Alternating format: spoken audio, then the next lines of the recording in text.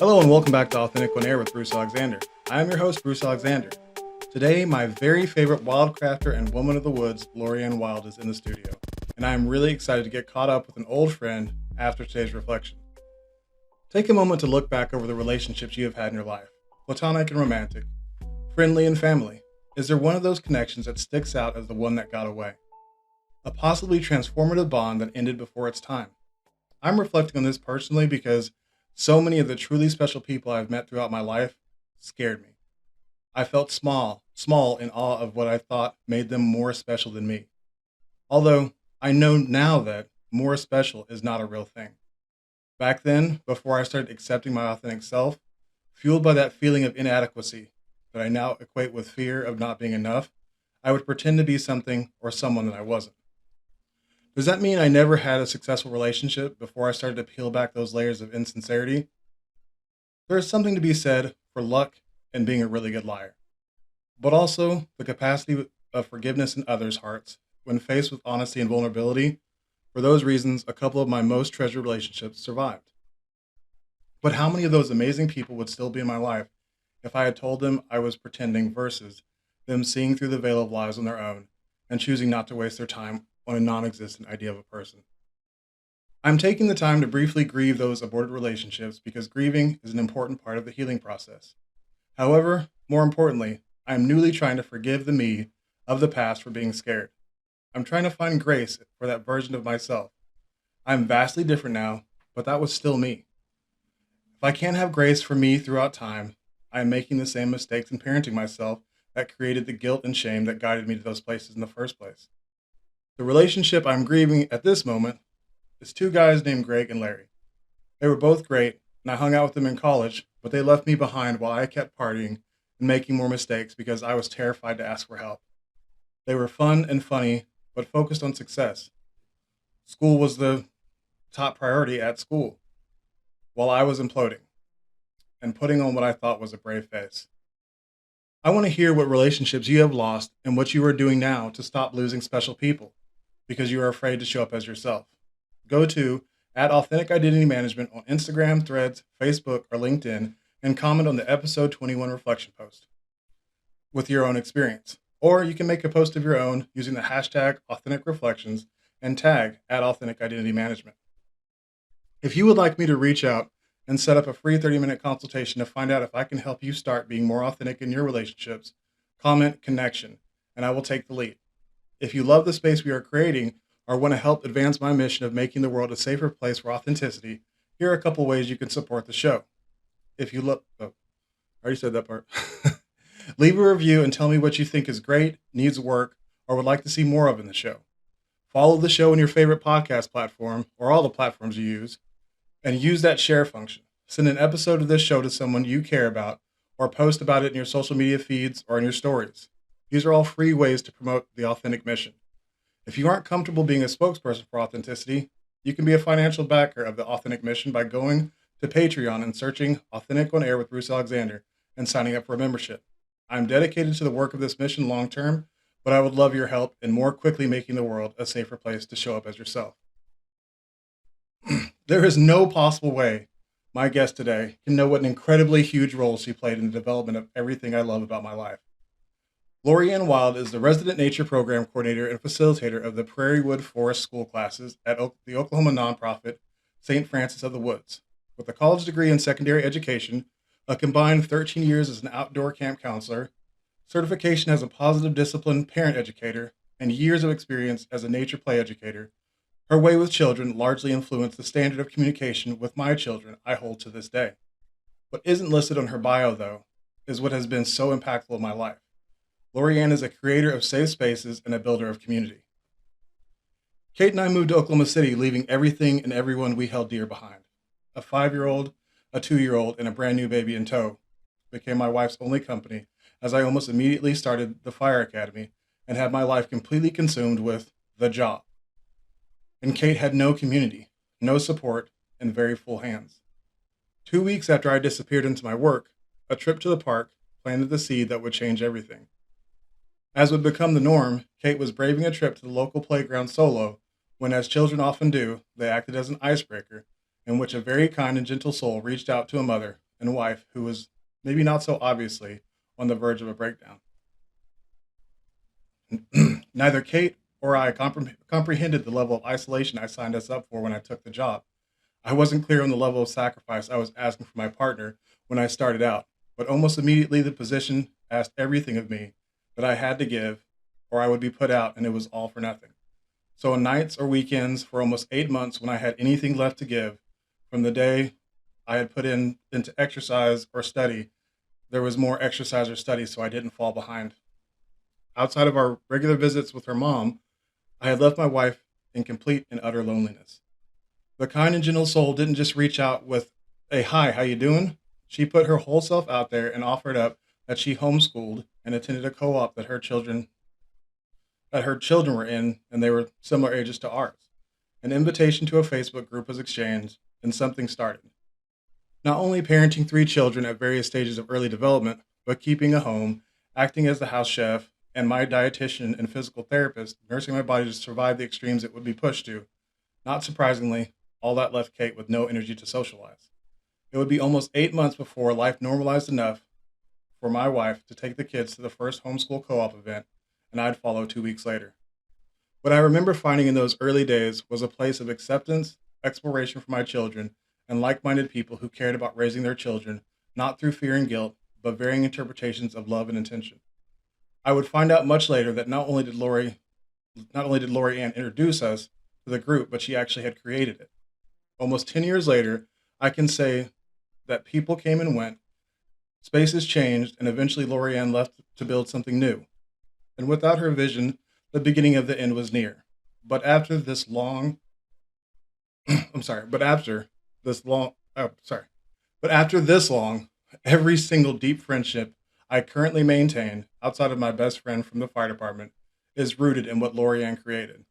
Without that invite, I don't know if I sit here in the place of love and acceptance I am currently in. Without the guiding goodness she infused into the space she created, I may not have found the first place I ever felt accepted without putting on a show. I want to start the show by telling her deeply from my heart, thank you. Welcome to the show, LoriAnn. Thank you. That's a great welcome. I appreciate it. Yeah, and I mean every word of it. You really did change everything for us. Until we came down here, I've had friends that come and go, but were ever anything like the friends I made in the group that you created. So before we get too deep into the things that you do spiritually, tell me a little bit about who you are, what you spend the majority of your time doing, and why you think I invited you here. Yeah, great questions. I am a mother. That feels like a big part of my life, my days and nights. My kids are 11 and 13 now, so I know they're similar to your oldest too, but it's a totally new stage of parenting, I think. At St. Francis of the Woods, I'm a resident there, so I do live in intentional community with other people who've made that same choice, who interact with the mission of St. Francis in various ways. My thing is Prairiewood Forest School, connecting to the land.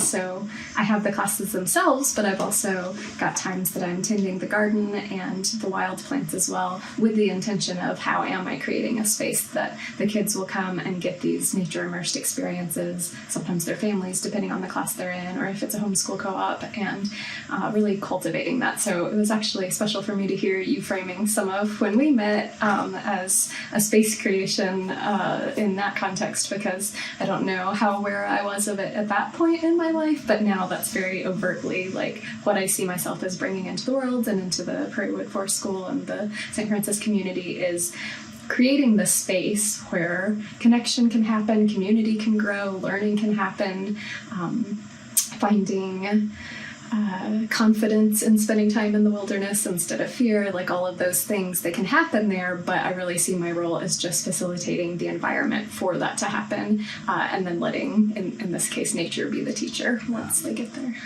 I'm really glad that you found a way to capitalize off that thing that, I mean, it seemed pretty clear to me, at least a couple of years in, that you were definitely strong at creating those spaces that helped people be able to grow. So I'm glad you're doing it intentionally now. It's amazing. I really want to not talk too much today because I've already talked a lot, and I want to set the stage and get out of the way for you to tell your story. But just one of my like stock questions I always love to ask is, how do you define authenticity? Yeah, I thought about that simply because it was the name of your podcast. I'm like, oh, what would that conversation be about? And I think I just settled on, for me, authenticity is when my expression in the world, or the way that I'm talking to people and the things that I'm doing with my time, are in alignment with what's going on inside of me. So that could be living in alignment with my values, but it's also, I think, something that for the past few years I've really been on a path is having a connection with myself so that I know what that is, so that when someone asks me how I feel, or when I make a decision about how I'm going to spend money or time, or make a purchase, whatever it is, like all the different areas of my life, I want that to be in alignment with what is inside me. And so how do I feel right now? I don't always know that. As parents, sometimes that's part of it. I think in our culture we get that disconnection. So much of just my past experiences before becoming an adult brought me to a place of maybe disconnection from some of that. And so a lot of my journey of authenticity is, okay, how do I feel right now? And what needs do I have right now? And what are my values that might apply to the situation? So being authentic requires me to know those things in order to be able to live in that way. I completely agree. And if it's not know them explicitly, it's know that you don't know them and that you're still exploring that. I think I don't know has become one of my go-to sentences, because I, at this point, realize that that's okay. Sometimes that is the most authentic thing, whether I don't know how I feel or I don't know what I want to do in this situation. And that might mean I move through life a lot slower because I'm going to wait until I do know before I proceed with something. Yeah, it's taken me almost 40 years to get used to really saying I don't know, and I don't know, loving that, like knowing that it's okay to not know. Yeah, and talk about creating space. It gives other people the opportunity to realize, oh, it's okay. Someone just said, I don't know, and didn't immediately try and clarify or fix anything. Yeah, like, it's okay to not know. Wow, that's huge. It's become one of the most confident things I say, and that's really funny, because it's so often thought to be like a sign of unsurety to not know. But especially through this show, I've heard a lot of people say, like, I don't know exactly this or that, and I've seen it's a sign of confidence to be able to express that to others. Yeah, it's such a part of being authentic, is not feeling the need to be anything or to know anything that you just don't know. Exactly. Totally agree. So you said that some of the experiences that you had in becoming an adult, can you kind of highlight what some of those things are? Because I honestly don't know anything about your childhood, where you grew up, or anything. Yeah, so I lived in Chicago until I was 10 and did not have a lot of nature-connected experiences there. My memory, anyway, of our school grounds was 12-foot high barbed wire fences around a blacktop, so you get to go outside, you've still got the sky above you, and maybe you hear a bird, I don't know, but definitely more of a concrete jungle kind of thing. But I did spend my summers on my grandparents' farm. They had acreage in Georgia, and I remember noticing the difference, how free I was able to be on those summer trips where, we have our big old egg breakfast from the eggs my grandparents just got from their chickens, and then we kind of get kicked out for the rest of the day, and, we'll call for dinner. And so there was a lot more freedom there than what I usually experienced. When I was 10, we moved to Arkansas, and it was for my dad's job. I really liked it. It was a smaller town and more playground opportunities. I was still in elementary school. So I was someone who did pretty well in school. Like, I'm really good at figuring out how to do what the teacher wants, right? And so that felt like a real strength for most of my young adult life, getting good grades and being able to meet a new professor in college and know exactly what kind of things to study for their test, how is it going to be framed? I can just pick that up really easily. But the flip side is that I became better at knowing what other people wanted from me than what I wanted for myself. I think a lot about that in connection to the kind of education that I do now and how it's non-traditional. My students don't have to wait until bathroom time to go to the bathroom, and so they stay connected to their own body's cues for whatever needs to be taken care of. We have bio breaks where we say, okay, everyone, we're going to have a bio break. Just take a quick moment, check in. Did you forget bug spray? Here's some bug spray. Do you need the restroom? Do you need to wash your hands? Do you need to drink some water? What is your body telling you right now that you can just meet that need real quick before we head off on the hike away from these facilities or something like that? But I think it goes beyond learning how to be in the wilderness in a safe way for your body to learning how to be in your body at all times and not lose that connection because you have someone else. So there's those pieces of schooling that I think pushed me towards disconnection, just simply out of, I mean, I've taught in a public school, you have 30 kids each hour, you're trying to do your best, you're trying to meet everyone's needs. It's just a lot. And there's a lot going on where, you have to eat lunch, even if your lunch time gets assigned at 10:30 a.m. Right. Or if you've been on the bus since 6 a.m. and your class doesn't have lunch until 1 p.m., you're a little bit needing to disconnect from what your body's telling you just in order to survive in that setting. And so I think that plays a part in my journey, really wanting to please the adults around me, and sometimes realizing that sometimes that meant not staying too in tune with what I actually wanted. Same thing with, choosing a paper topic or something. It was always based on what's going to make this person happy and what are they going to enjoy. So I think there was that. Going into college, I was still doing well in school, academically, whatever. I never thought of myself as a super smart person, but I was really good at studying and again at figuring out which things to study so I don't just have to overdo it or anything. But so I enjoyed school all the way through. I enjoyed college. Wish I had maybe dug more into just the college experience. I maybe was on the other end of the spectrum of what you described, where I was all study, all work, all, kind of shunning the social opportunities because they might have been scary, and that was something outside of what I was comfortable with or what I knew. I'm not real extroverted, and so I didn't really know how to play that game or something. And so had friends and made friends, but maybe missed out on some of the deeper connections that I would, it'd be cool to rewind and do that. But for the most part, I think it was just, I was moving through life in a way that was centered around what do other people want from me, and didn't realize that I could know those things and know what I wanted from me and find an in-between, like what I have now. I feel incredibly lucky that my job is doing the thing that brings me the most joy and energizes me, and it's bringing community and nature connection and childhood development opportunities for all of these families. It just intersects really nicely. I can honestly say that I've never known anyone quite like you. I would define you as a kind of a shy person, but at the same time, I've never had any doubt that in the time I've known you, that you know who you are, and that you don't feel a need to tell people who you are. You just are that person. When did that shift come for you from being so concerned with what other people thought about you to being contented with who you are and accepting that some will accept you and some won't? Sure. I remember some early moments, but I think there's another part that's just aging and being tired of trying to maintain that. The memory I thought of when you started asking that was that when I worked at Camp Aldersgate, it's a camp in Little Rock that hosts med camps every summer. So there's a whole week where all the campers have cancer, or there's a whole week where all the campers use wheelchairs and have spina bifida or something like that. And so I think it helped me get outside of myself in a healthy way, realize that there's room between the extremities of whatever other people want from me, that's who I am, versus, kind of a selfish, everything's all about me. It was this beautiful in between, the best thing I could give those campers is enjoying myself at camp. And so figuring out which activities I like. I was really into the ropes course, so I got to work at the ropes course, and I'm cheering kids on. I'm showing them it's not scary, and they're having this wonderful time as a result. So it was a really beautiful example of the fact that when you're pursuing the things that bring joy to your life or nourishment of some sort, can also be that for someone else. And so that was a beautiful look at that. I remember that when I was, where was I going with that actually? I was remembering this moment of we had these supplies, maybe it was a rainy day or something, so we're going to do something a little bit different than normal.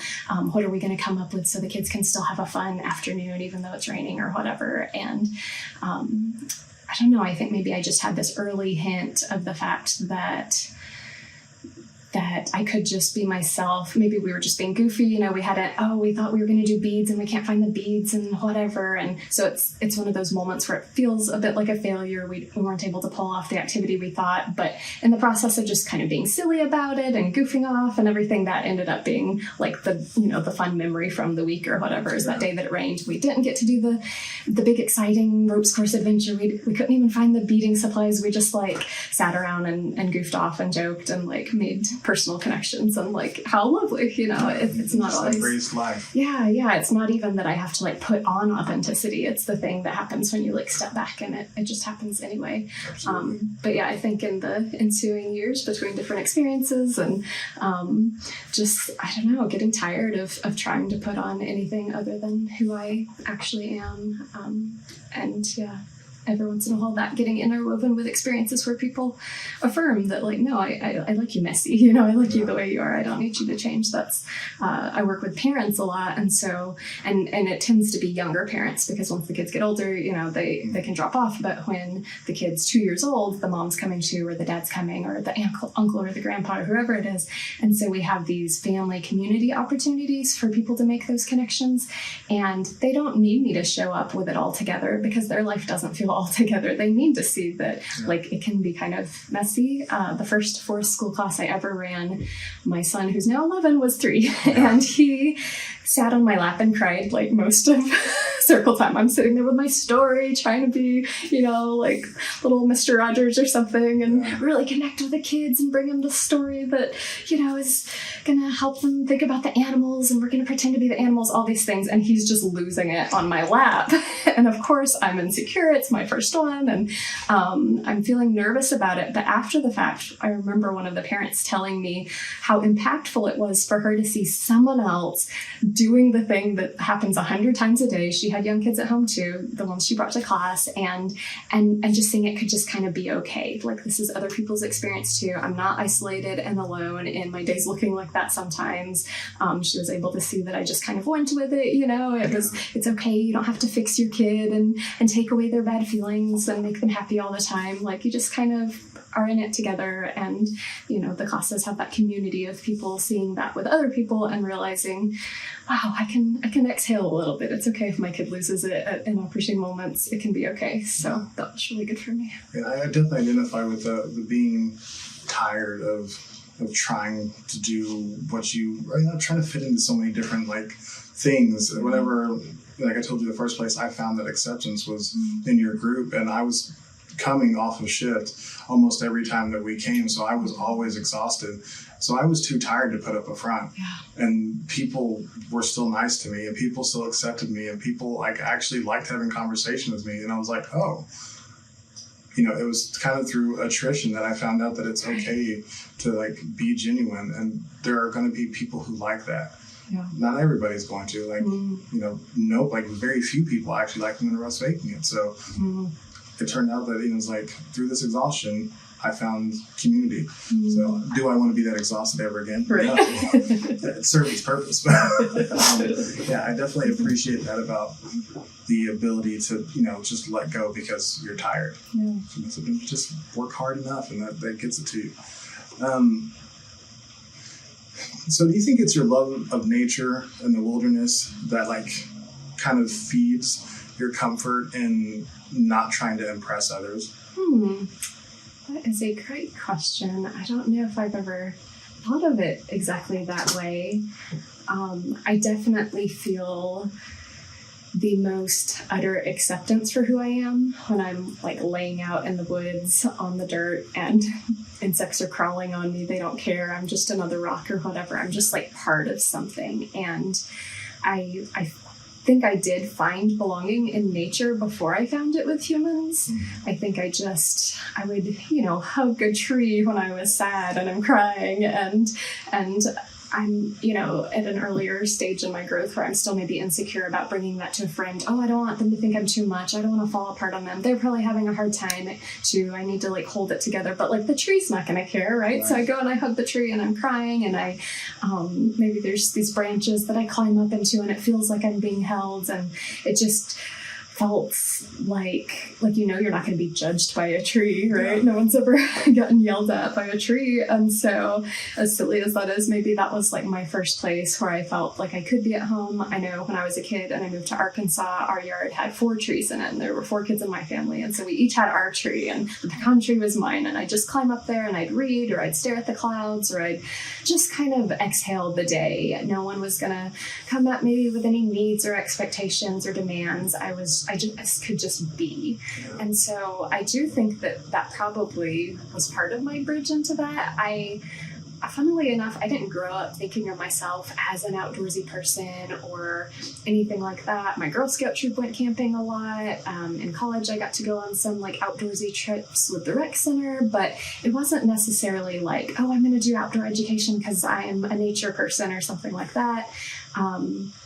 But it's sort of like it found me and brought me back. Working at the summer camp always reminded me of growing up with my grandparents. And there had been a time when I would visit my grandparents, maybe as like a preteen, that I thought, oh, one day I'm gonna open a camp to get kids out of cities and into the country. Because I remembered those days of living in Chicago, but then visiting the country, visiting the farm, animals and dirt. And we had our Georgia pants, the ones that you were allowed to get covered in the orange clay, just like Oklahoma. And it was just such a different experience that I wanted more people to have that. So I thought of it a little bit, right? I think we're turning into that. I think that you do it on a daily basis, but do you have that camp to give people that experience yet? Or is that something you still want to do? Yeah, it's funny. I am really loving what's happening. It's happening sort of organically, not necessarily if I took a class on how to run a forest school business, like what it would have suggested. But I guess I know my limits. I can offer this. And then as I offer that, people say, well, what about this? And I think, oh, no. And then a year later, that's the next thing. So we added the homeschool co-ops and we added another homeschool co-op. And so now we've got 5 different classes that meet 4 different days a week. And it feels like a really good balance because I do have other responsibilities at St. Francis. And we are kind of exploring that line of living gently with the land, and so not wanting to overburden it, cause erosion or anything. It's great to give the kids the opportunity to slide down the mud embankment, but at what point is it switching over from a reciprocal kind of relationship to something where we're causing harm? And so maybe camp is either in the future or just a new evolution of what's happening right now. Yeah, I think I find that so interesting to add that other thoughtful layer of existing authentically. And that's, that's you being in the wilderness space and respecting the land and thinking about what long-term effects you're having on it. That's not something I think about. I'm also almost never outside. So it's not that I don't love it for you. It's just being outside doesn't make me feel the most myself. But for you, I love that. And I love that you are so mindful in the space that makes you feel so comfortable of taking care of it. Yeah, I think nature also is a good teacher for me because I tend to be kind of an extreme person and nature's just the big mess in the middle. So when I was in college, I got really into the idea of ethical purchasing practices and, shopping fair trade and things. So I'm not having this negative impact on workers or on the environment and things, but it became this really overblown extreme thing that I couldn't keep up with out of this, I can't do harm in this world. I have to make the right choice at every single decision that I make. The best example being when I was student teaching, I needed to give the students some handouts and I didn't own a stapler and I didn't want to buy a stapler because I couldn't find a fair trade certified stapler. I'm looking at all the stores. I go to all the thrift stores thinking, that's a great option. Just can't find a stapler that month and for whatever reason. And so finally having to be okay, I'm just gonna have to buy a stapler, I think I even considered punching little holes and stitching the corner of, 30 students times 6 courses,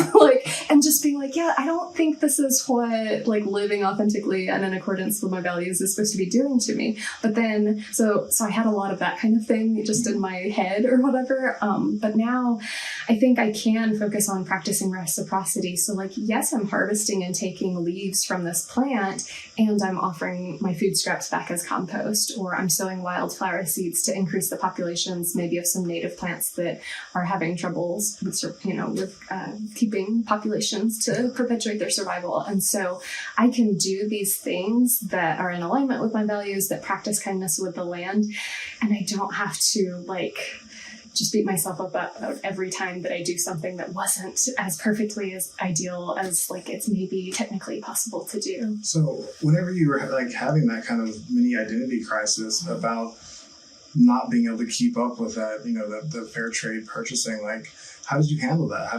What was your response to that feeling? How did you get through it? How did you end up in, a better headspace today? Yeah, I think for a good long while it was pretty rough actually. Like I did a lot of beating myself up. I did a lot of doing without, like to an extreme level where I just, if I need new pants and I'm not having luck thrifting or whatever, I'm just like going to wear these ratty pants for, in perpetuity until somehow magically something pops into my life.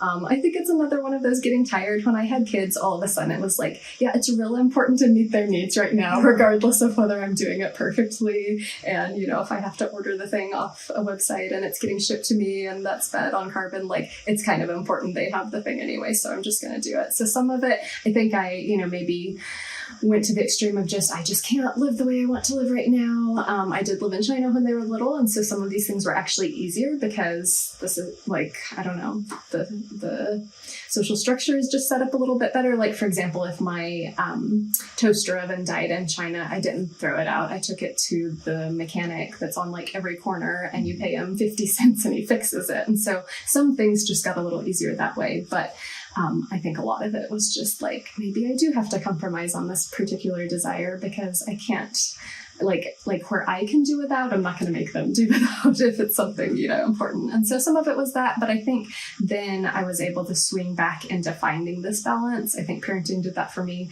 in a lot of ways, just sort of like internal ethics wise or whatever, of like, you do your best and you have these values and you work towards them, but it doesn't have to be you get it right every time. And now at Forest School, that's our motto, or we might say our only rule is to practice kindness. And the rule is not be kind in some like expectation of you're going to get it perfectly right every time. Sometimes you're going to hurt the other kid's feelings. We're going to repair that rupture.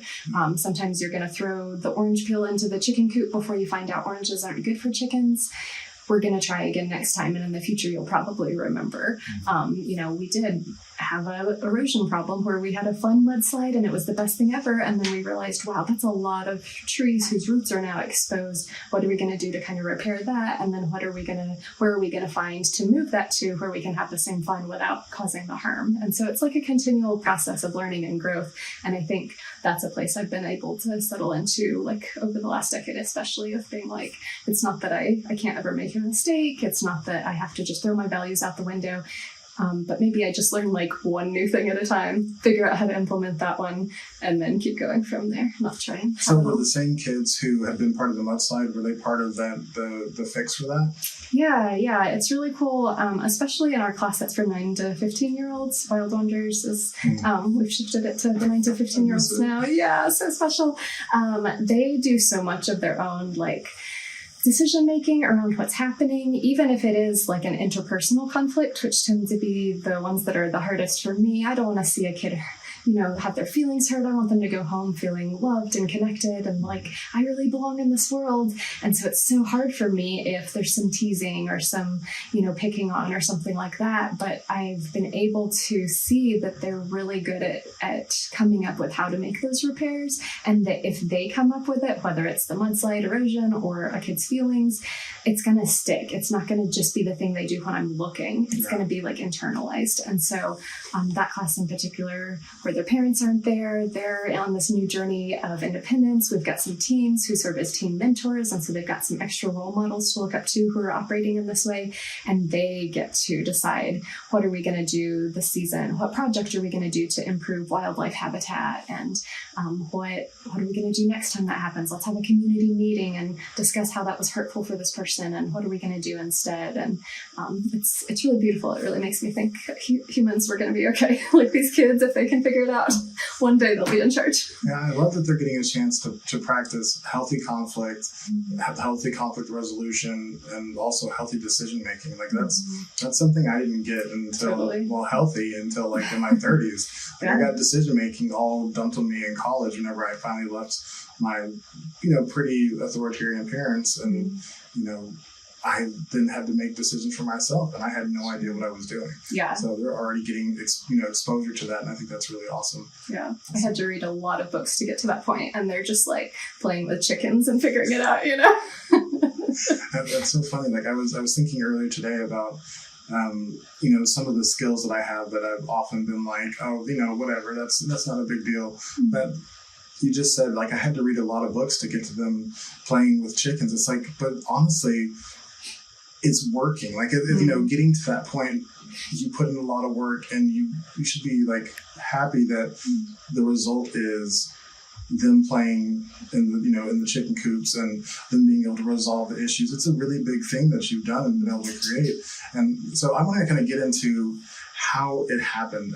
So first off, tell us, me and the audience, what St. Francis of the Woods is, how you became linked up with them, and then like what they had and what they have now. Cool, yeah.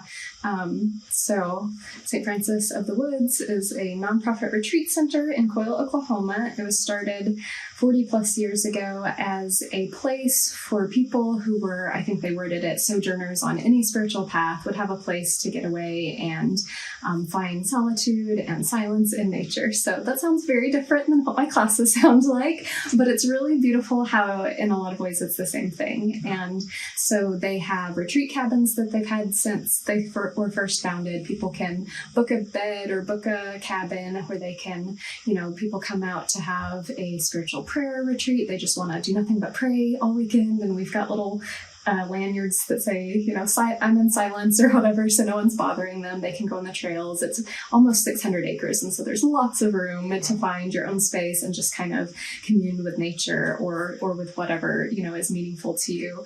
Other people come out and they have like a photography workshop, and they're excited about learning this new skill or practicing. We've got beautiful sunrises and sunsets, and so there's that. So there's a lot of different ways that people can, what is retreat for you? What is retreat for this person? It looks a lot of different ways. There's a community center, there's a library, there's a chapel, and so there's a lot of different spaces that might be the way that people intersect and like find retreat, find space for whatever it is that is going to be nourishing to them. So I first went to St. Francis of the Woods in 2018, and they were hosting a wildcrafting walk.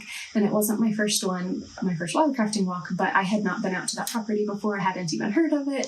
My friend told me about it and coordinated this for one of our homeschool groups. And so I went and visited and immediately fell in love with the land itself. It's right where the cross timbers and the prairie are intersecting, like everything that's beautiful about Oklahoma, all our biodiversity.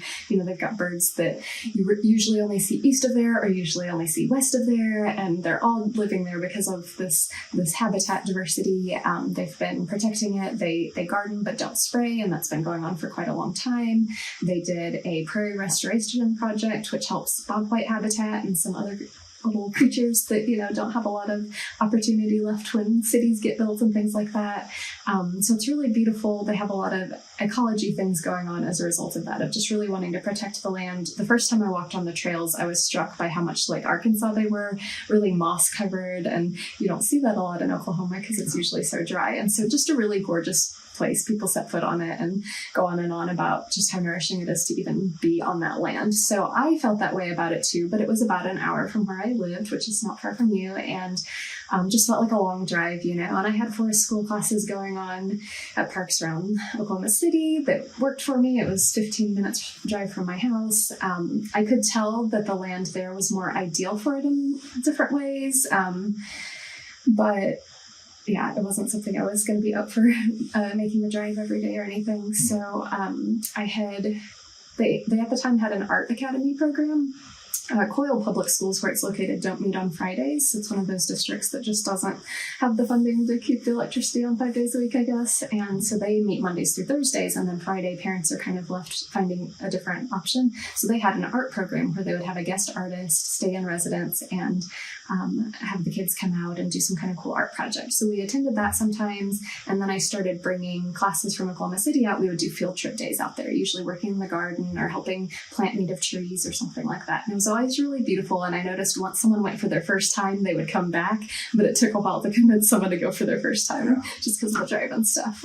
So when the pandemic hit, and I had been working a couple of different things, and they all really weren't going to be possible with the pandemic, or at least the guidance right when things started and everything was uncertain. I had the openness to think about really what do I want for my life. I had always very specifically wanted to live on the land where I ran forest school, because for me, as part of it being like integrated into who I am. I want to walk the trail in the morning and see, oh, look, this is ready to harvest. We can do that with the Friday class, or, take my food scraps out to the same place that we're building a compost bin and learning about how that works and the impact on the environment. And then, realizing that an improvement would make it better or something. Like, I wanted that to be fully integrated. So in 2020, I was able to move out there. At first, it was just kind of needing a place to stay, but I did propose to the board of directors that makes those kind of decisions, having the forest school out there. And I was excited about the potential, but wasn't sure how they would take it, just because it was different enough from what they had done previously, but they were very excited about the ways that it met their mission. Before you moved out there, you had no plan you had a plan, but you had no commitment as to how you were going to extend your stay as a person working on that project. Yeah, so before I even thought to move out there or thought that I might, I had been trying to, like, every year I was just saving up money to buy property to run a forest school on, and I was going to live in it, just buy some tiny house and stick it on there, live in it, and then have the forest school on the land. And I don't know what exactly, like, how aware, if at all, I was of, well, if I moved to St. Francis, then that would be an option, because it wasn't even necessarily something I was aware could happen. I think it really needed the trigger of the pandemic to be like, everything's up in the air, things could go any direction, who knows what the future holds, let's do something a little wild, let's move an hour away and see if this retreat center would be willing to host a forest school, because if they are, that's really an ideal collaboration with a nonprofit. They've got artists in residence, they've got staff that can do maintenance tasks, they've got the bandwidth to really make it everything that it could be. So it was really beautiful that it. So now you are an entity that exists on the land of St. Francis of the Woods. Are you considered part of the St. Francis of the Woods mission, or so you've been totally incorporated into? Just like the Prairie Restoration is a project of theirs, and the church is a project of theirs. Prairiewood Forest School is one of their projects. It's fully integrated. They give me a budget for deciding on, what materials we just got a new fishing net so we can go catch tadpoles when it's season and study them and release them. And it's all fully integrated in what they're already doing. I shouldn't be surprised, because building these kinds of plans is what you've been doing for a while, but that's still really impressive that you were able to put together a plan, because I managed a 501c3 for a while. I know that getting stuff done is not always easy. And so your plan has to be pretty tight for them to all agree on making a decision like that and bringing somebody onto the land and letting them run an entire arm of what they do. That's really cool. Yeah, thank you. It felt meant to be, because their mission is to help people, or their vision, I think, is to help people find community, connect with their own creativity, and then connect with creation. And of course, my program is secular, but creation, nature, whatever you want to call it, nature connection is kind of the big ticket item at Forest School. And then creativity, there's so much opportunity for students to harvest things and do natural plant dyeing, or our artist in residence helps them make their own charcoals from scratch. So we've got lots of arts going on, and then community just seems to become an inevitable part of Forest School, where you got to meet other parents when you would come to things. People are kind of on the same page. They're sharing these outdoor experiences, and so that's really beautiful for community. But even outside it, even the parents who just drop their kids off for class, they're coming back on Wednesday nights for a potluck dinner, or on the weekend when we have a seasonal celebration or something like that. So it really does feed into all the different parts of their mission. So, I had a question that you kind of already answered, but part of that question was saying that, not actively being a nature person, I can still say that watching you teach my kids in nature was one of the most enjoyable experiences I ever got to experience, because you loved it so much, and they loved doing it with you so much. It was such a, like you said, reciprocal thing where you were giving love and they were receiving love and they were loving it. So, I really appreciate getting to experience that, even though it's I don't want to touch bugs. That is my specific memory about you at Forest School. Is one day, I don't remember if it was all of them, but several of your kids were extremely muddy, and you were like, "This is why I bring them, so that you can take care of that part of their lives." I do not I'm not the mud parent. Kate is the mud parent, and I want them to play in mud because I know how how many things happen when kids play in the mud. Sure. So many developments are happening in their brain, and I know how good it is. But watching it and seeing how dirt, I'm like, nope. no, please don't make me clean that up. I can't. It's like the takes a village thing, right? Like there's people who have their different skills. My kids have taken music lessons from people who have that skill. Like it's really beautiful to see everyone's thing come together. And if my thing is like letting their kids touch bugs and get dirty, I'm totally good with that being like my legacy. I'm totally about it. Wow, I love that about you. It's so awesome. So, since the topic, you can talk now for people who don't want to talk about it, but I knew you first with your husband. What happens with that process? Because it seemed like it kind of lined up with you moving out to how much of going far away from Oklahoma City had to do with restarting your life after your marriage? Sure. Mostly coincidence, or maybe a better true thing to say about it is that I think COVID gave opportunity for both of these things that needed to happen. Like I was supposed to end up out in the woods living where I was running forest school, and COVID made the opportunity for that. And then in that relationship, things were headed towards where we were healthier apart than together. But it took COVID to be like, yeah, this is the thing that's going to happen. So when I moved to St. Francis, initially, I just needed a place to stay while I figured out what was next. I didn't go into it with the expectation that living at St. Francis was what was next. Right. That's kind of a like beautiful detour that intersected there, but it wasn't like planned out or, oh, here's a way I can get out of this relationship or anything. Mm-hmm. But it did work out nicely in both of those directions. One of my favorite quotes is, life is what happens while you're making plans. Mm. Like you were trying to figure out what's next, and like everything was falling into place for you to be exactly where you needed to be, and that's so thankful for you for that. So can you do me a favor and tell me in explicit detail about your grounding time in the woods? So when I say that, I mean like walk me from the moment you decide that you were going to go out and get some grounding time all the way through completion, like no details too small. Okay, so I'll just pick the most recent time, and so I give true details. I move very slowly. It's funny, actually, if I go hiking with people that are going hiking, I have to remember, like, oh, as outdoorsy as I am, hiking means, like, making progress at some pace that is not mine. Even, like, walking out of my door, because now I do have the woods right outside my door, and so I'm usually able to just walk there, but it's very slow. I walk out my door and I think, do I want to go east, up the hill where I can see the neighbor's cows? Like, let me take you back even further. Yeah. How do you decide what you're going to wear for grounding time? Like, do you put on shoes? Do you go barefoot? I really want to get into it. Yeah.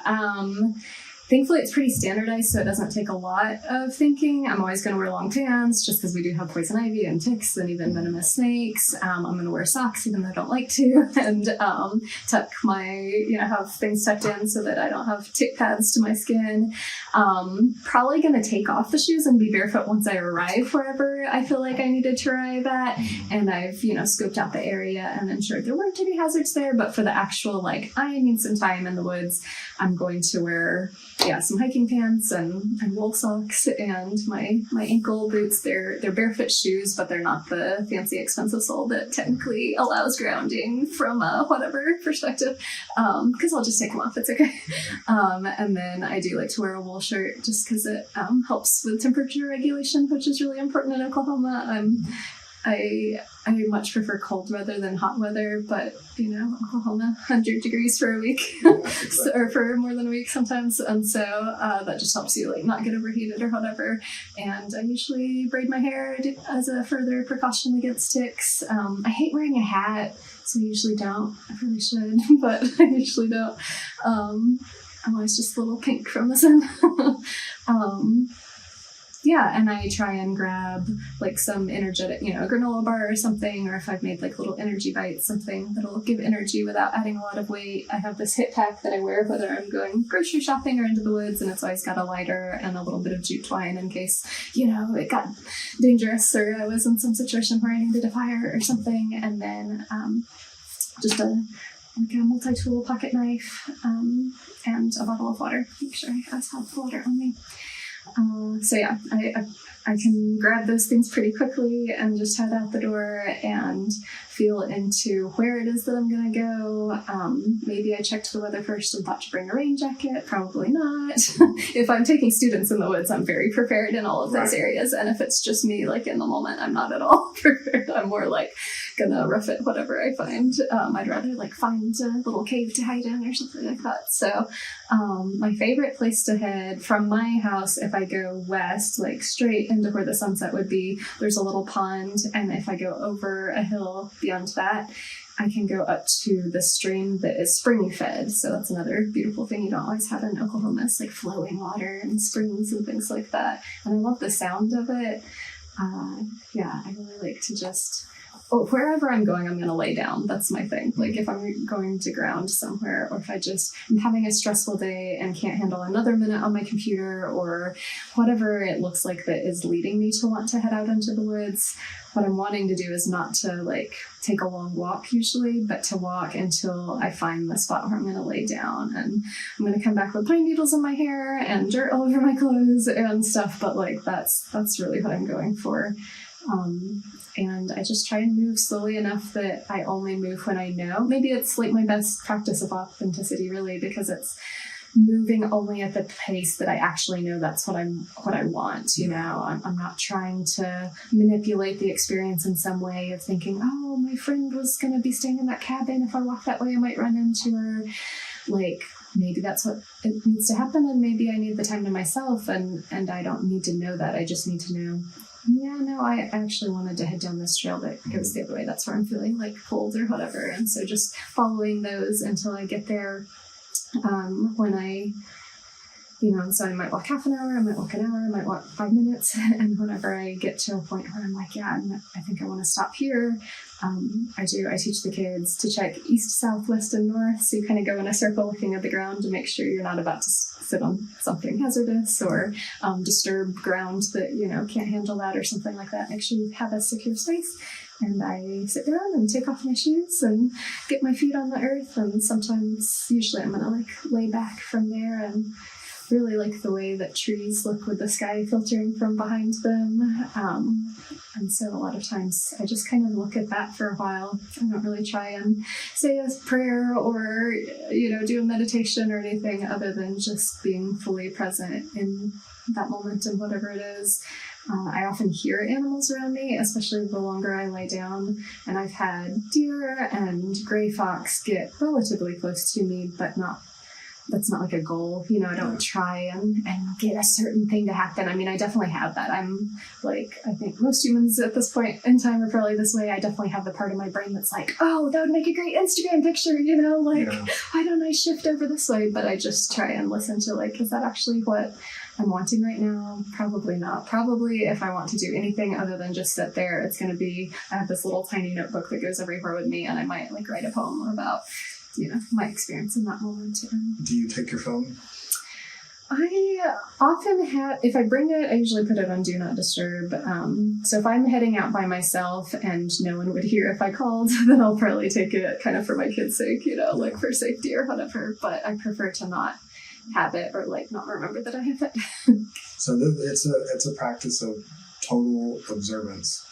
Like it's not about trying to manipulate or force anything. It's about listening to your body. Mm-hmm. And then when you get there, still listening to your body, but listening to the sounds of the woods. Like my first thought is like, oh, that'd be a great experience to listen to music doing.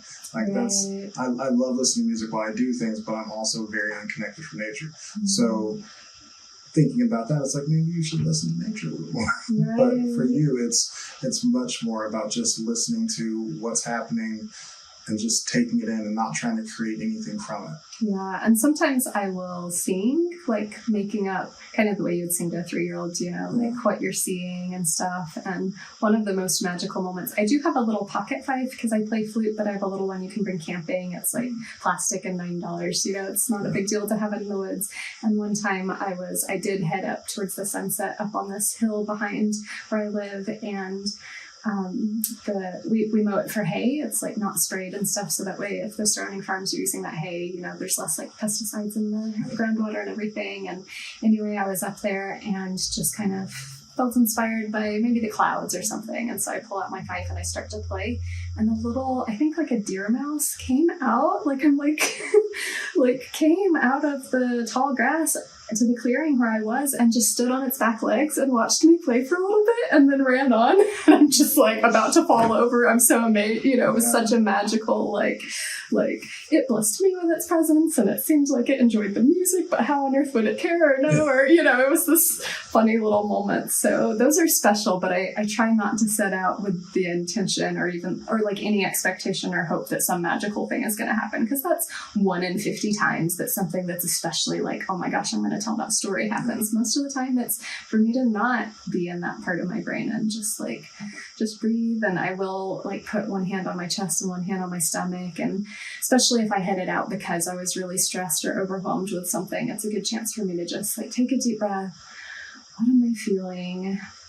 And it may be the first time that whole day that I've been able to realize, oh, I'm grieving. Like my mom died 2 years ago, and so it'll hit me at the most random moments, and I'm not even aware that's what's going on for me. Maybe I'm getting like having a hard time in just some normal interaction with my kids or something, or getting really concerned about a work situation that maybe isn't even that big of a deal, but it feels like it's like really scary or something. And then I head out into the woods and ground and ask myself, and I'm like, oh, it was my mom's birthday would have been this week. I'm grieving that. And I needed that much slowing down and disconnection from all the distractions in order to just realize like, that's what's going on for me. Now that I know that, I can move back into whatever else today requires without this blockage there. It's really amazing. Like, you know, like I said, I don't like being outside, but I still like the experience sounds really nice. Mm-hmm. Like, so you walk up to an hour, maybe a little bit more. How long do you usually spend in the time grounding? So I found that 30 minutes is kind of magical as far as if it's less than that, there's just a different experience that happens once it's been 30 minutes. I'm probably going to spend the first 20 minutes with my mind like, I need to do that, and I'm behind on that, and did they mean this when they said that, and what am I going to do about the situation? Like, and every time I have that thought, I'm trying to come back to like, I'm just breathing right now, or let's just look at that leaf blowing in the wind or whatever it is. But it takes at least 20 minutes to switch to that being the default instead of the coming up with new things to worry about or whatever, or stress about. And so if I can extend it to like that 30 minutes, that's also a point for wild animals where they're like, like you're good. We're not too worried. And so that's when the birds are going to come and perch on the branch, like really close to my vision, or I'm going to hear like a little stirring in the woods and have that kind of magical, oh, I wonder who's out there. And so I like it to be at least that long. I love to like fall asleep and it's a whole thing, but you know, I'm a parent at work. Like I can't always carve out 3 hours to just go nap in the woods like I would love to. But yeah, I think my preference honestly is to walk for only like 10 minutes and then have 30, 45 minutes, an hour to just lay there and experience it and then walk back, which is nice where I live, because in most settings you're spending at least that much time just driving to make this happen. And I do think it's a thing you can have like your favorite little corner in your backyard where maybe you grow some tall stuff around it so you're kind of cozy in there, or you know, for some people it's like a blanket fort on their bed or whatever. I don't think it has to be outside, but it does have a magical piece for me that is a little different than other options. That sounds amazing. So what is the walk back like? Are you still trying to take it slow as you're walking back? On the walk back, I'm almost always like kind of excited. Like it's like I just refueled, and so I'm probably moving a little quicker. I'm just not thinking that much. I'm just kind of like I'm here, and I'm probably smiling to myself a little bit because I feel better about all the things that sent me into the woods worried about. And it's not like I come up with solutions or anything. It's just like, you know, it's going to be okay. Like if I can just lay in the woods for 20 minutes even, like if I can have that moment in my life ever, everything else is going to be fine if I can feel like this. And so I feel like I have like a spring in my step, you know, or like I'll skip like a little kid sometimes when I'm heading back. I hadn't really thought about it until you asked that though, but I was like flashing through the last dozen times I've done it. And I feel like I always, if someone was home to see me come back, they'd be like, did you just win something? Like what's going on?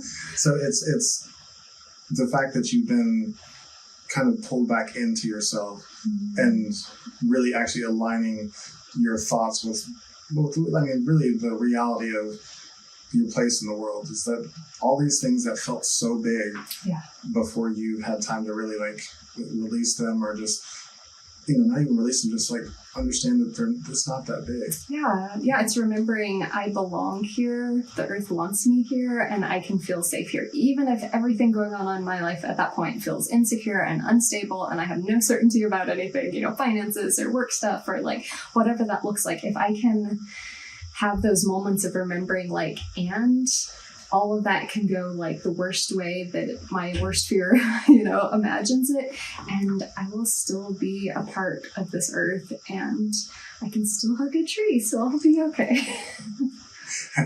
The confidence in with which you say that is really impressive, because like the first thing I think is tree hugger, like, then I'm like, yeah, that's not really it's not a diss, like you think it is, like thinking of somebody who hugs a tree, like I think of you, and I'm like, honestly, like that's a great thing to be called. Like I would love to be called a great person who is in touch with nature. It's not like you're trying to, I don't know, be really extreme and fight the system all the time. You're just trying to like align your life with nature, and that's like, I think, a really beautiful thing.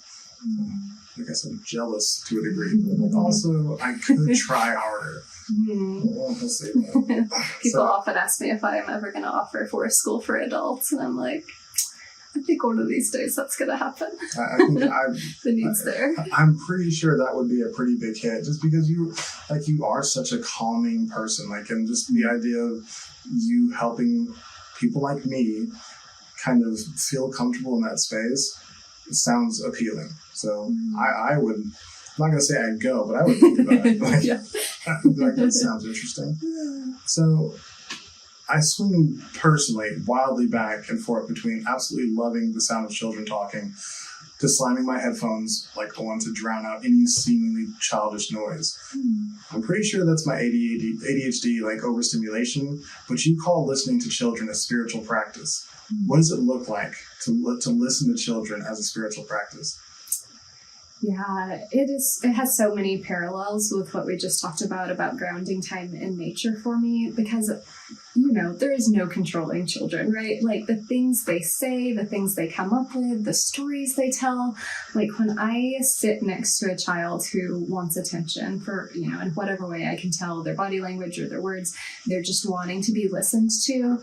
I have no idea if I'm going to get this very amusing anecdote out of what they share, or this really sweet thing, or if they're going to share something very hard and like heartfelt vulnerability coming from them.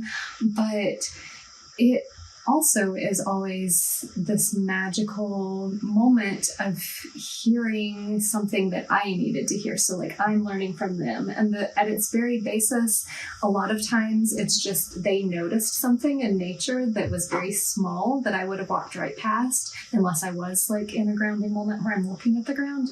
It could be a broken like half fragment of a snail shell, and I'm not Instagramming that, right? That's not the thing that caused me pause and thought it was so beautiful or whatever, but they just love it. And oh, look at the spiral. And I wonder who lived in here.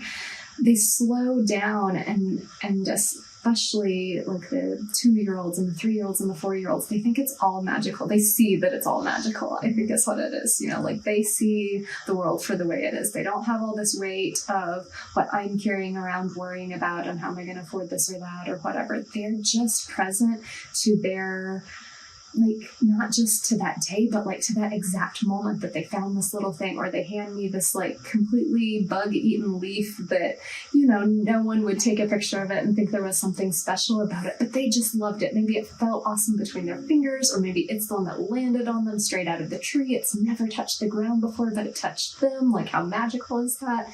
And so I think I learned to embrace joy, like to not have to have everything just right to enjoy something. They enjoy all of it. But even the older kids, because there's a really special phase, again, I think that happens with like 9 to 12-year-olds, where they're trying to figure out who they are and what they love and how they want to show up in the world, how they're kind of going to present themselves in their peer groups. Because at those ages, I think those two things are the same. Like, who am I and how am I going to come across to my friends? Yeah. And I think, like, mainstream media tends to portray that time in life as a lot of masking and a lot of putting on something else. But I don't know that it's a bad thing. I don't know that they're trying to be fake or trying, of course there's the trying to fit in. We all want to belong, but I think they're just trying out a lot of different things. Am I into nature? Am I into bugs? Am I into birds? Am I into video games? Am I going to complain all class long that there's no video games? Like, some kids just need a day like that. And I don't know what they're expecting to be met with. It just depends on other experiences they've had with adults. But when instead of being like, shut up, we're at Forest School, we're unplugged here, if I'm like, wow, that sounds like a cool game, tell me about it, or whatever, and I just give them the space to be heard, there's this beautiful moment of realizing, like, this is how the world is going to recover from all the like hurtful and hard things that we've got going on, is just listening to other people. And it's not to say that I don't ever think I'm so done with hearing about Pokemon after 3 hours of hearing about Pokemon, but maybe there's a lesson for me in that too. Yes, I definitely understand that feeling of having heard, all like, never mind. I'm not gonna go with that. But I know we've all felt that, yeah. So I love your ability to learn from all these different situations. You're learning from nature, you're learning from the children, you're learning from the other adults you work with, and there's no I don't feel like there's any pretense.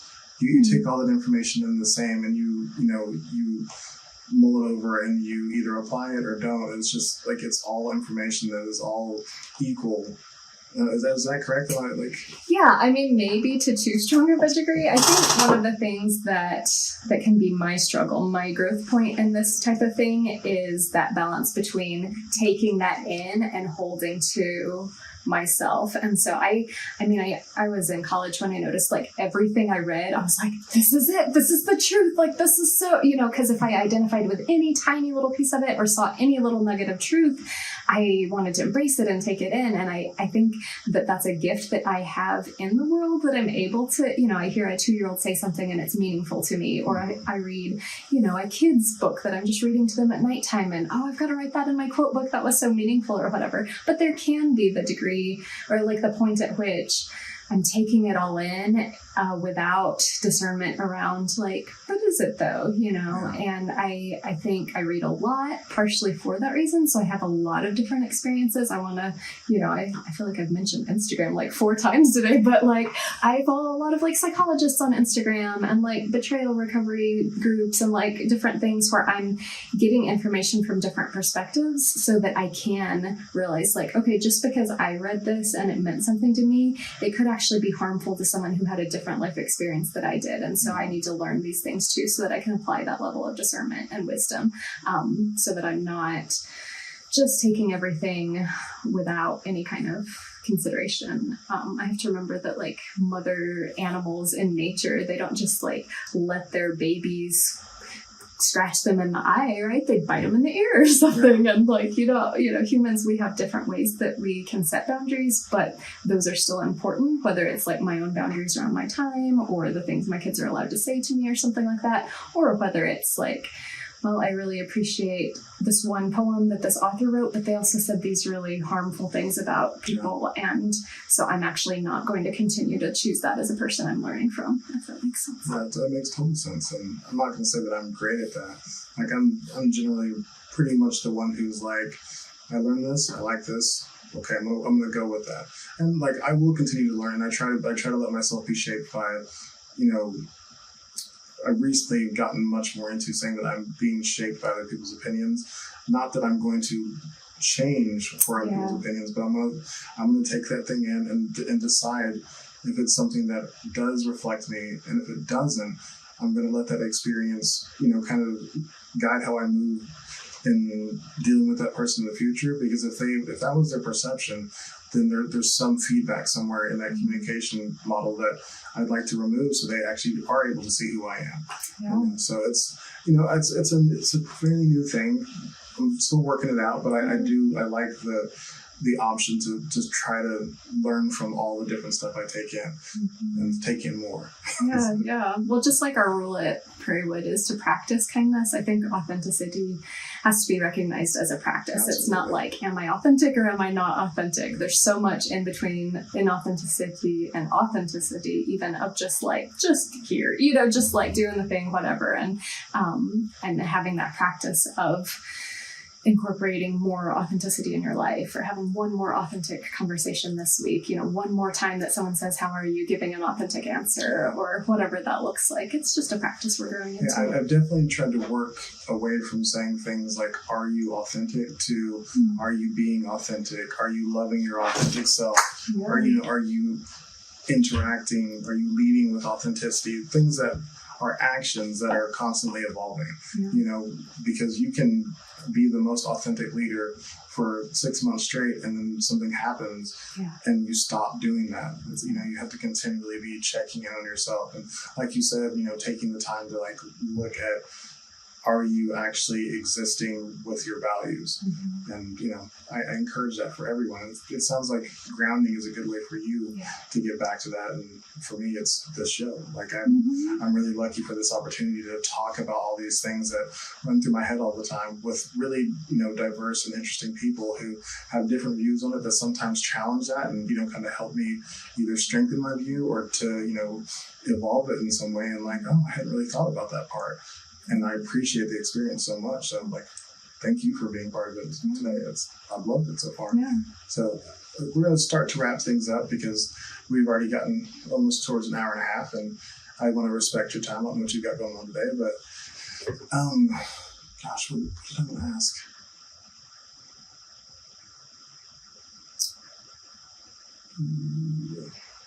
So what are you working on right now? Are you developing anything new? We've kind of talked about some of the things that you do at St. Francis of the Woods, but is there anything right now that you're working on that you'd like to talk more about? Yeah, my current project is I'm trying to develop something for 9 to 15-year-olds.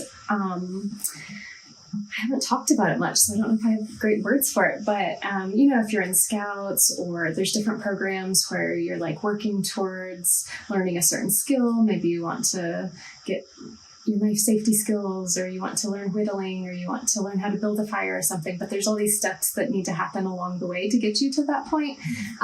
We already do a lot of the students deciding what challenges they want to accomplish or what skills they want to create, but I'd like it to be a process for them that's a little more reflective, maybe give them a chance so they're already owning their learning opportunities, but for them to be a little more aware of that. So I'm trying to put together all the different things that kids tend to want to do at Forest School once they're starting to make those requests.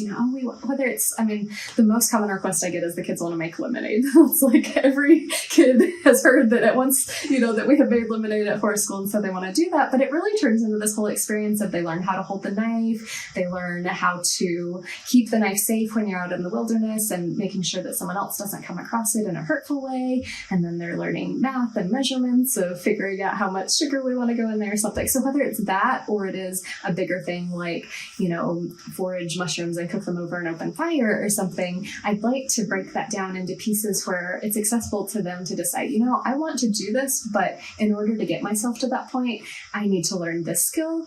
I think it's so valuable for them to learn how to be learners, and also to learn, because like I said, we already do this kind of for the week to week. Oh, we want to build a birdhouse or this or that. But those bigger things that kids get excited about, but then maybe fizzle out before they get to the end, Forest School really provides kids with an opportunity to extend their own sense of resilience and endurance and perseverance at something.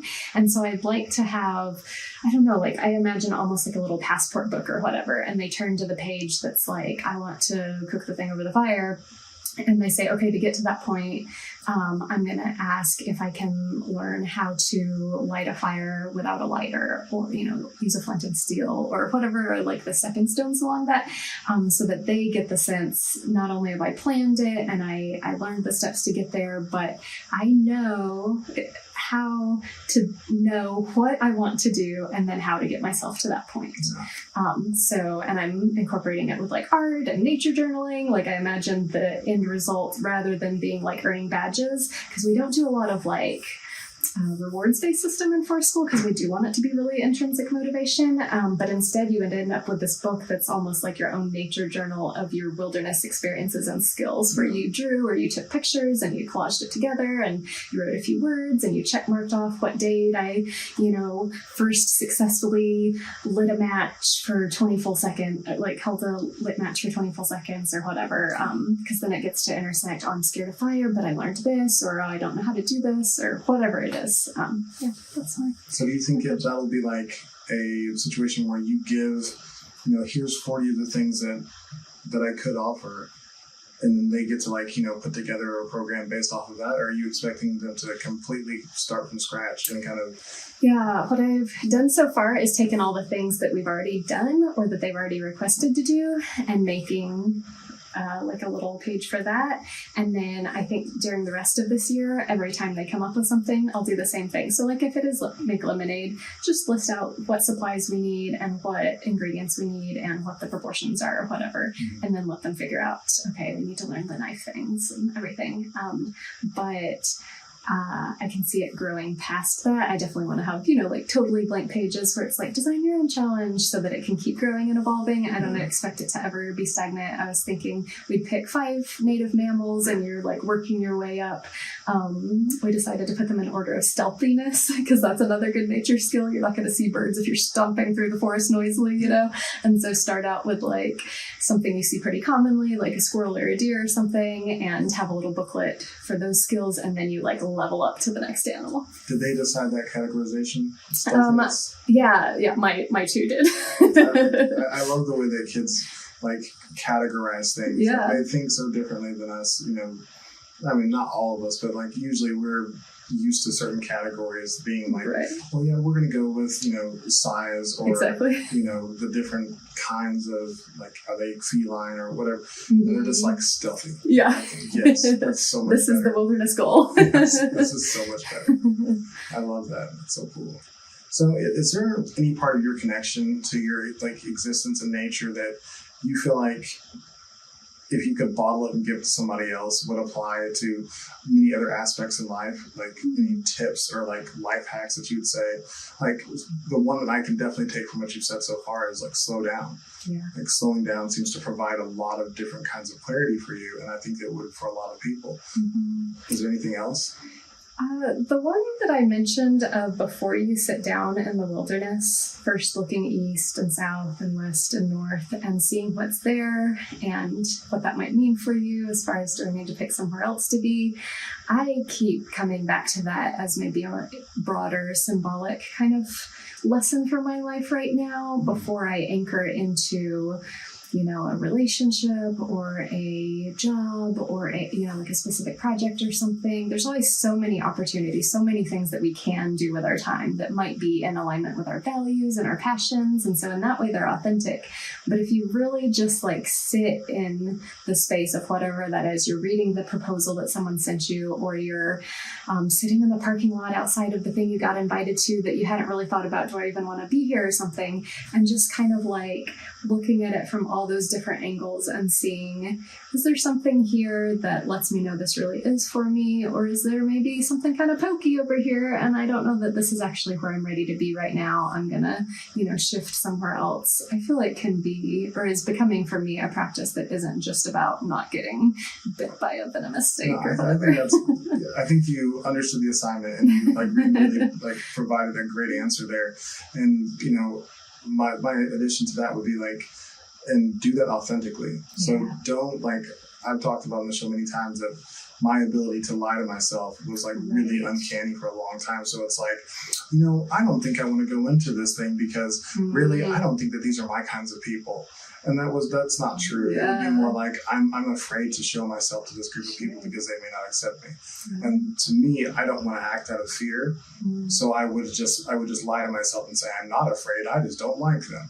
Yeah. So like I would say, look north, south, east. What's the correct order? I do east, south, west, north, but that's its whole own category of why I do it that way. West and north.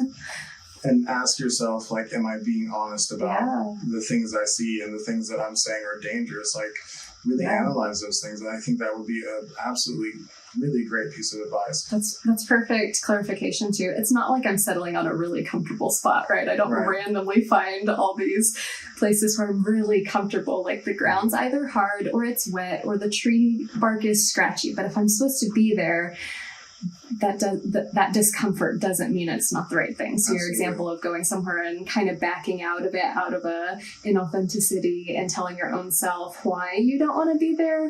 Could it be that it's just not a really comfortable spot, but it's actually the right spot? Those are different things. They say that the disgrowth is where the discomfort is where that growth happens. Yeah. Now, sitting in a really uncomfortable spot unnecessarily maybe is not extra growth. But if you shift a little bit, is the ground softer? Cool. But are you just like talking yourself out of something that's really meant for you because you don't love everything about it? I love that. That was really good. I'm glad I asked that question. I think that was like way outperformed my expectations of the question when I wrote it. So I'm like, I can pat myself on the back. Yeah. So let's talk a little bit more about your services that you offer as a nature educator, herbalist, whatever else. Like for as long as you need, this is your platform to talk about all the things, because I trust you. I think that you are a fantastic person with like a great healing energy that deserves to be given out into the world. So anything that you want to share? Yeah, it'd be great to have people join for some of the things that we do on a weekly basis. Of course, I have Forest School. Prairiewood Forest School meets at St. Francis of the Woods on Mondays, Wednesdays, Thursdays, and Fridays right now. We have different classes based on ages and based on like homeschool co-op versus facilitated classes that are more like wilderness experiences, or then we have the group that's more nature sensory play for younger kids. So a lot of different options there, but all of our other things that we offer are just open to the public. Anyone can come. We have seasonal events. Martinmas is coming up, and it's my favorite one. So every November we get together, and it's a chance to really celebrate the way that being in community with other people allows us to get through the harder parts of our lives. So the symbolism is that we light lanterns and we go into the woods after dark once the time has changed. And it's, that time of the year where the days are getting shorter anyway. And so sometimes that can feel hard. It can feel like everything's really cold around me and everything's really dark and I just can't see my way through. And so to remind us that we don't have to, we can look around and, if there's 30 of us and we all have lanterns lit, that's going to help us see our way on the trail. But that's like a real good symbol for what that looks like in our life, joining together with other people and just seeing the light within each other. We do a coat drive as part of it to bring that warmth in a really practical way. And so you bring, gently used coats or boots or mittens or hats or, whatever, some nice clean socks or something, and we'll donate that to a shelter. And so it really gives kids and adults the opportunity to see that we can transform this world and we can take the parts of being human that are harder and do something about it to make it a little bit brighter and warmer. I also facilitate a group called Woods Women, and once a month we have someone who's a member of it just share whatever's their exciting thing, because I think like you, and that I really like to see other people doing their thing and like lighting up with what they love to do, what they're passionate about. And so like this month someone's coming in and leading a yoga experience, and last time we had someone who also had worked at a forest school, and she did we did fairy house making for grown-ups, so we have a group for that where people can join. We, whether through our website stfrancisofthewoods.org or our social media accounts, we're always posting upcoming things. And I think those are the most like consistent ones, but we'll have other events too, farm to table dinners and wildcrafting classes. Especially in the summer, we tend to offer more like one-off. You can just come and sign up and take it from garden harvesting all the way to the thing that we taste and eat, or the same thing with wildcrafting or music or creative arts, where our artist in residence helps people make their own art supplies and then walk through nature and find something. And I'm just kind of facilitating the forest school feel of the entire experience, but we've got all these other people. We have our beekeeper, and he'll do some stuff where you get to come and harvest the honey and see the inside of the hive and everything. So it's pretty cool. Very cool. I love it. That's awesome. So if you could look into the future, how far into the future would you be happy to look and still see yourself doing the same things you are right now?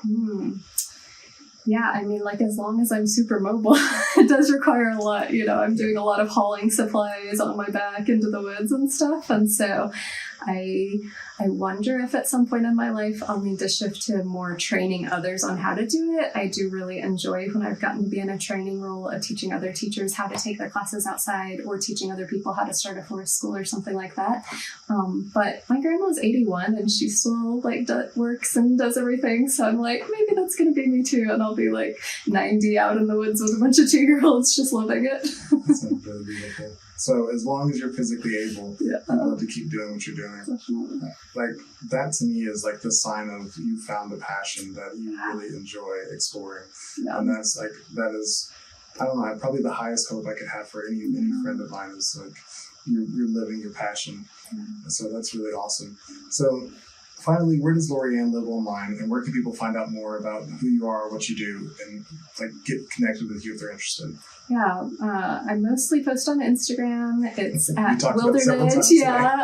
So it's spelled like wild, my last name, WILDE, and then RNEDGE. So Wildernedge, it's the idea of I'm meeting people at the edges of their current comfort level at the where the wilderness meets, because that's where the most biodiversity thrives, and that's where I think students and other people really find transformation. And you actually touched on that earlier about kind of getting people to the edge of their comfort. So that's me. St. Francis of the Woods is where everything else would be hosted. That's their Facebook name and their Instagram name, and the website for Prairiewood Forest School is just stfrancisofthewoods.org/school, and it links to all of our different accounts and classes and upcoming events and calendars, all that good stuff. We'll make sure to put all those links in the show notes so it's easy for people to find, because I think it's a great service. I was really devastated whenever you took Wild Wanderers from 10 minutes from our house to 50 minutes from our house. That's not so convenient anymore. But for the experience itself, I think it sounds really amazing for the kids who are getting to participate. And I know that one of our mutual friends has a son doing it, and he seems to really love that. So, I think you're doing great work. Is there anything that we didn't talk about today that you'd like to share more on? Not that I can think of. I think it was a pretty good talk. Yeah, I really definitely. enjoyed it. So, thank you, LoriAnn, again, for the effect you've had in my life, and for the great work that you're doing out in the world and for the world. So thank you for all that. And thank you for being such a great guest and being vulnerable in our conversation today. I truly appreciate you. So if you enjoyed today's episode, please leave a review. I really appreciate the feedback, and it helps me get heard by more listeners. Follow this podcast so you get updates about new episodes and live streams. If you're interested in bonus or behind-the-scenes content, go check out the Authentic on Air with Bruce Alexander Patreon page and share this episode with somebody you think will love it right now. You can check out earlier episodes to support the future creation of great content, and don't forget to like @Authentic Identity Management on Instagram, Facebook, Threads, and LinkedIn. You can also head over to the Authentic Bruce YouTube channel for podcast video and impactful clips from my conversations with these amazing guests. Finally, if you are struggling to showbiz yourself in your content, your work, your family, or your life, I would love to help you. Authentic Identity Management does authenticity and identity coaching to help you align your true self with the identity you share with the world. It's exhausting to live someone else's life. Live authentically and access the potential that belongs only to you. You can contact me on social or email bruce@AuthenticIdentityManagement.com to set up a free 30-minute consultation. That is it for today's Wild episode with LoriAnn Wilde. So until next time, thank you for listening. Be yourself and love yourself. Bye for now.